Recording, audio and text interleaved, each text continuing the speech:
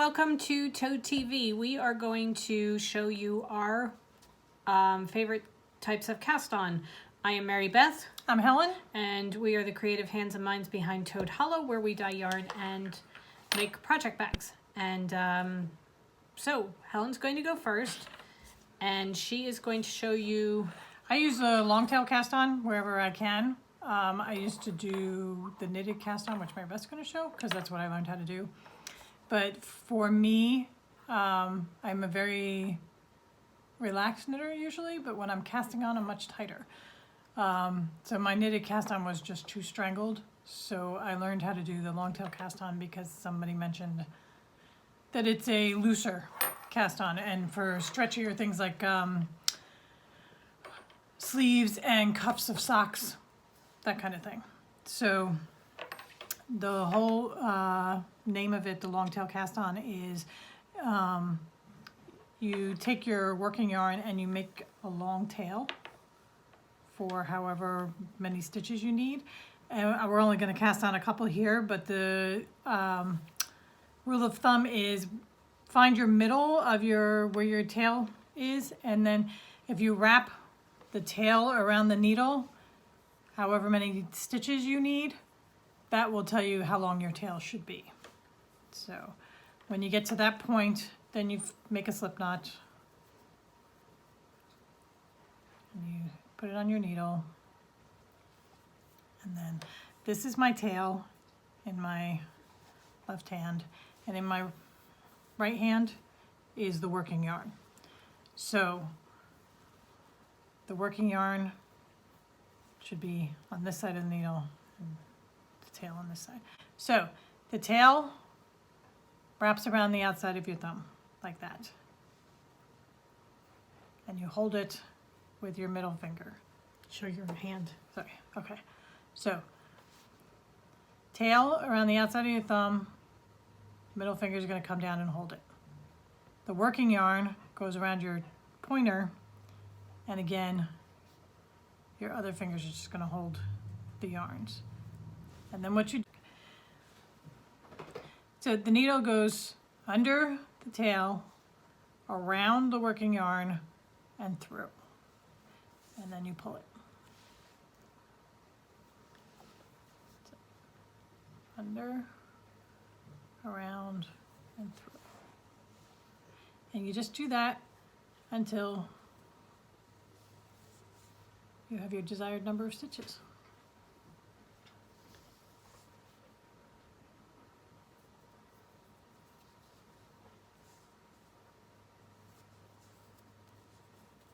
And they just come along nice and loose on your needle. So when you're knitting that first row, it's not as strangled.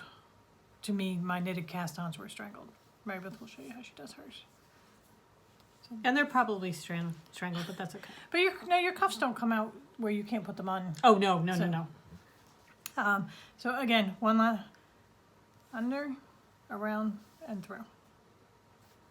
And that's how And I then when cast you're on. done, when you're ready to go, So then when you're ready to go, I'm excessive because I don't trust myself, so I always give myself way more tail than I need. I just cut it, leaving myself enough to sew in the end, because this is your end that you're going to have to sew in. But when you're ready to start knitting, you just go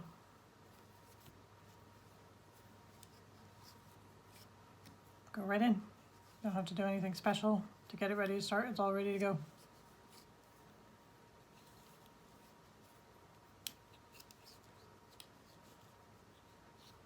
Split your yarn.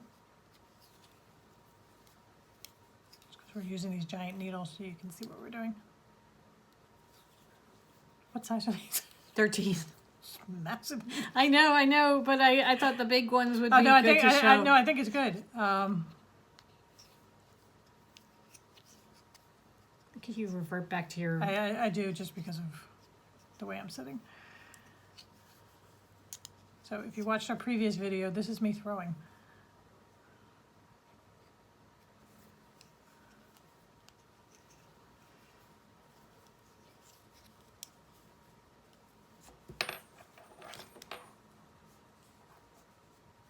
go. Long tail cast on. Okay, we have now switched places, and I'm going to show you my way of casting on. This is Mary Beth, and I am going to cast on the knitted cast on way, because this is my preferred way. You start with a slip knot, which I'm pretty sure almost everything does. And I leave a bit of a tail, not terribly long, because I'm very bad at leaving tails, but I leave about about 4 inches of a tail that can, excuse me, be knit into or sewn into your project when you're ready. Okay. All right, so I get ready to knit. I knit continental, well, my style of continental.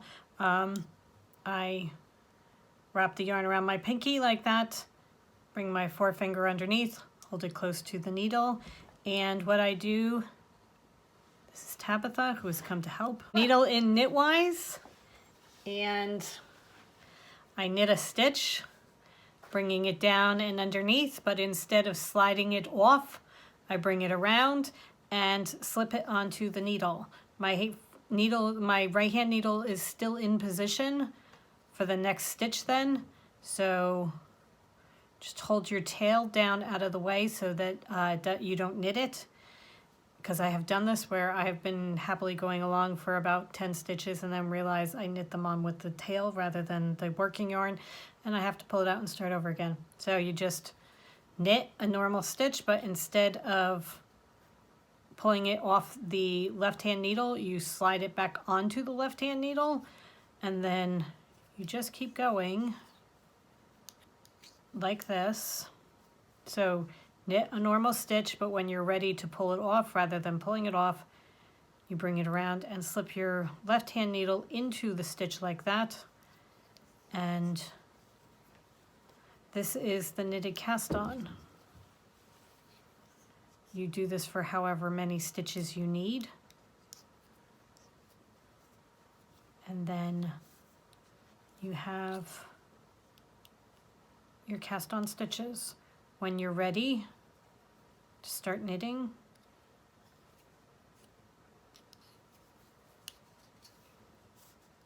you just go for it.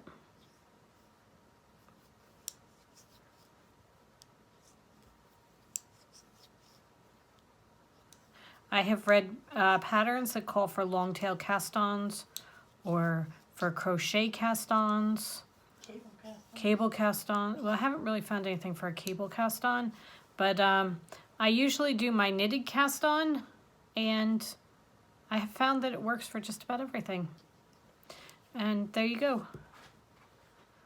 Those are my little stitches with my knitted cast-on. Very, very easy. Okay. So let us know what your preferred cast-on method is in the comments below, and we'll check it out. Maybe it'll become ours. Right. Thank you very much, everybody, and we will see you next time. Bye.